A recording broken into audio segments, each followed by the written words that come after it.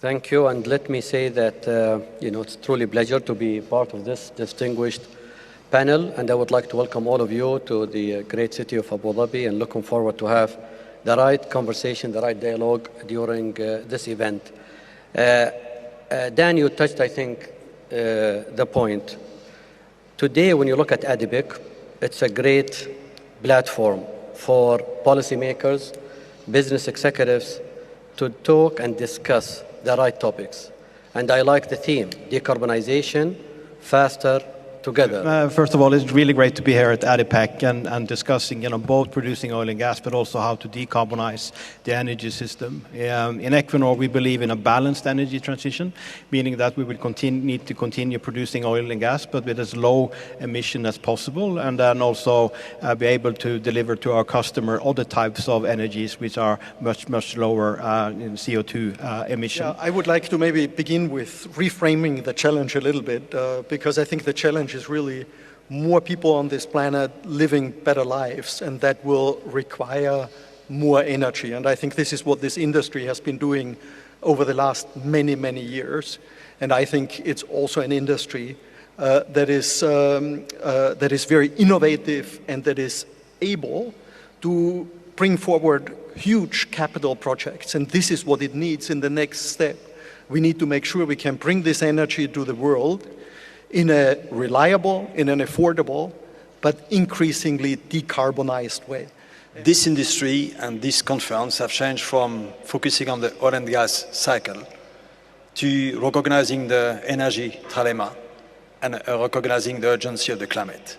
So I think things have shifted, and this has become a global thought leadership conference as opposed to be a trade show. Well, when I look at what is the difference between 5 years before and now, I think that when I watched the COP process in the past, I feel very strange feelings that why the industries, large emitting industries were excluded from the COP process.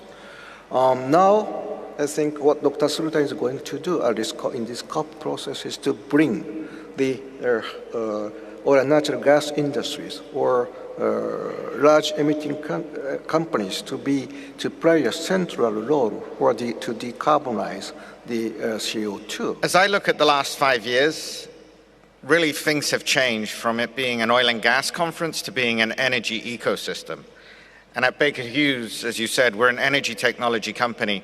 And I thought I'd share with you, during the course of the last 5 years and since our 2019 baseline, we've reduced our own CO2 emissions by 28%.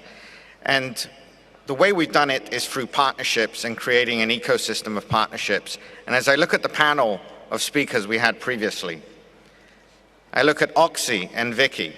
We're working together on the realization of net power, being able to produce 300 megawatts of clean power through an oxy combustion process. I look at Wael and Shell. We're working together on actually buying renewable power from them in Italy at our manufacturing facilities. As I look at Total Energies and Patrick, integrated compressor line, which eliminates any venting and it eliminates any leaks. As I look at Claudio Descalzi, relative to digital and the application of asset performance management so as to improve the uptime and eliminate the downtime and venting. And also with Petronas, CCS, and working with Tawfiq and the team there.